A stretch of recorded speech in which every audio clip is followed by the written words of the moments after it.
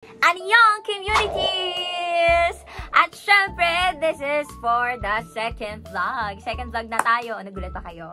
Well, ako lang to. Simple me. And as of this moment, nasa trabaho tayo. As usual. So, the same setup. Nasa work tayo. But even though nasa work tayo, syempre, kailangan natin gumawa ng content sa mga, isa sa mga goals ko. More content, ganon. At, ang isa nating idol ay nag-request ng content. So, ang ni-request niya, 10 things about me. Ayan. So, after the Q&A portion, meron agad 10 things about me. So, ano ba yung tungkol sa akin? Kay idol niya, 10 things about Idol Kim Chuchay. So, first, okay. So, 10 things about me. Okay, so start muna tayo siguro sa nickname ko. Ang nickname ko nickname ko talaga ever since. Sa mga nakakakilala sa akin dyan. Ang nickname po talaga nila is Mikmik. M-I-C-K. M-I-C-K. So, it started when I was born. Okay, second thing na agad about me, my birthday. August 3. So, yeah, pinanganak ako. So, kayo na bahala, do the math. And then, pinangalan, ang tawag sa akin nung nakita ko ng lola ko is Hinggep. Parang, somehow, Bisaya term siya ng maputi at singkit. So, nung baby kasi ako, maputi ako. Ewan ko na, ba't ako naging ganito? Pero, ang mahalaga naman, lumaki naman ako ng may takot sa Diyos. May pagbuhat bangko. At syempre, third thing about me is I like chocolates. Like, super duper like ko yung chocolates. Anything about chocolates. Anything, like for example, sa drink, tatanungin mo ko, of course, I will go to chocolate drink. Kung kape, kailangan may pag-attach ng chocolate or basta matamis. Okay? Okay. So, ang favorite chocolate ko naman is Dairy Milk. So, any Cadbury. Ganun. Fourth thing about me. Mahilig ako sa coffee. Of course, coffee. Kasi yun yung parang hindi ako mabubuhay pag walang coffee. Ewan ko kung totoo yun, pero for me, it's true. Okay, so, ano po, hilig ko pong sumayaw. Ayan, so, good.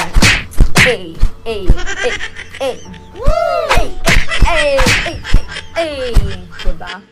Hindi ko alam kung sayaw ba yun o pagiging bad. Hindi ko na alam. Okay. So, pang-anim. Pang-6 naman about me is ano ako? Dati kasi extrovert ako. Tapos, nung year 2021, naging introvert ako. So, yeah, may nangyari kasi noong 2021.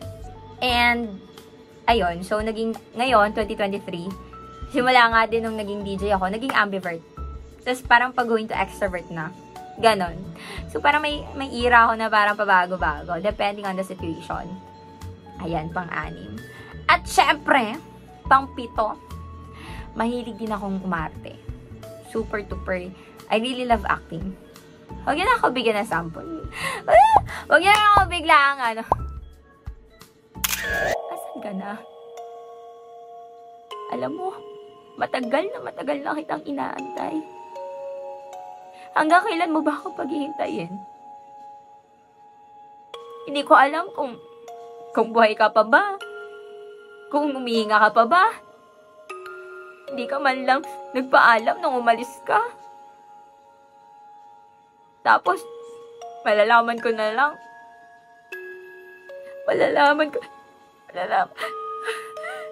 Okay, and cut. Bawal palang umiyak kasi pag New Year. So, anyways, ayun na yun, 7. At pang-8, syempre, ang pang-8, mahilig akong tumulala. Yung ganyan. Hindi ko alam. Parang pag nagtulala ako, may iniisip ako. Iniisip ko, paano ako sa sunod bukas, paano ako sa ganito, paano ako sa ganyan. And syempre, pang 9. isa po akong DJ sa radyo. Diba? So, eto na nga. Simulan na nga muna natin. So, break muna tayo. Oo, so, DJ ako eh. So, kailangan natin magpaka-DJ pa ito ba eh. Okay. That's me. Grabe, hindi pa na ako sa paiyak moment mo ah. Okay, let's do it. Hindi nagpa-break ka, pero while working.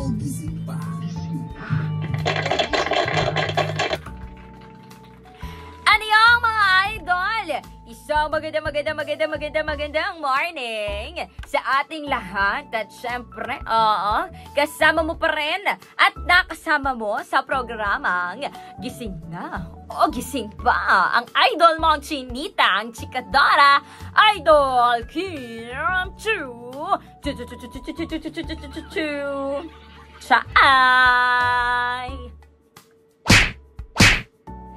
Siyempre naman, mga idol, sa programang Gising Na o Gising Pa!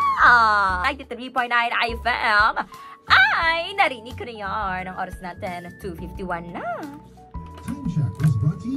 Diba?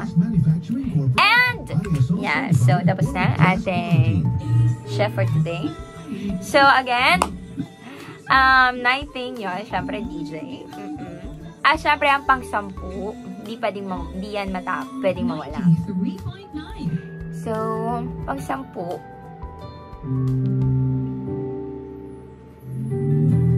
strong girl ako. Matatag ako. Basta, yun na yun. Without explanation, masasabi ko na matatag ako. Malakas ako. Oh, wag niyo na baka magkaiyakan pa tayo, baka umiyak ka pa. Ayoko, wala akong tissue na ibibigay sa'yo. Ang tissue na lang na meron ako ay para sa sarili ko. Siguro sa sarili ko, hindi naman palaging ikaw. And syempre mga idol, ayan na, sa mga community, sa buong communities, ayan. Ang tawag ko po kasi talaga sa communities, sa mga fans, sa mga sumusuport kay Kim Chuchay, ay communities, ayan.